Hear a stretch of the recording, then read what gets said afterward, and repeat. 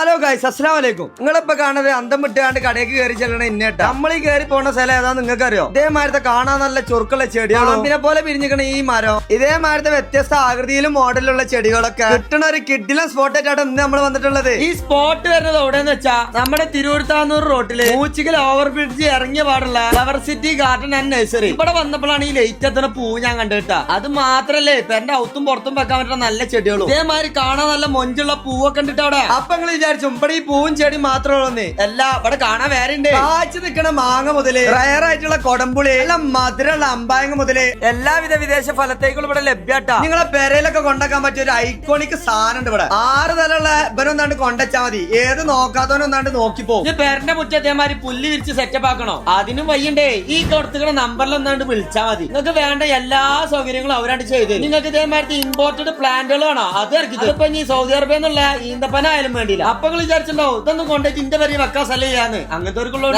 പൊട്ടുന്ന നല്ല കിടില മണ്ണിന്റെ ചട്ടികളും പേരന്റെ ഉള്ളിൽ മൊഞ്ചിലെടുത്താക്കാൻ പറ്റിയ നല്ല ഇൻഡോർ ബോട്ടുകളും ഷോക്കേസിനും ടേബിൾ പോലെ ചൊറുക്കിൽ വെക്കാൻ പറ്റിയ നല്ല സെറാമിക് പാത്രങ്ങളൊക്കെ ഉണ്ട് അവിടെ. അപ്പൊ നിങ്ങൾ അടുത്ത സംശയം, ഇതിനൊക്കെ എന്താ വളം ഇട്ട് കൊടുക്കാന്ന്? അതിനും പേടിച്ചണ്ടേ, എല്ലാവിധ വളങ്ങളും മരുന്നുകളും നിങ്ങൾക്ക് ഇവിടെ റെഡിയാണ്. അത് മാത്രല്ല നമ്മക്ക് കവർക്കോ ചട്ടിക്കോ ആക്കി തരണെങ്കിൽ അതും ചെയ്തു തരും. അപ്പൊ ഈ സ്പോട്ട് വരുന്നത് തിരുവനന്തപുരം റോട്ടില് മൂച്ചിക്കൽ പാല ഇറങ്ങിയ പാടുള്ള ഫ്ലവർ സിറ്റി ഗാർഡൻ നഴ്സറി.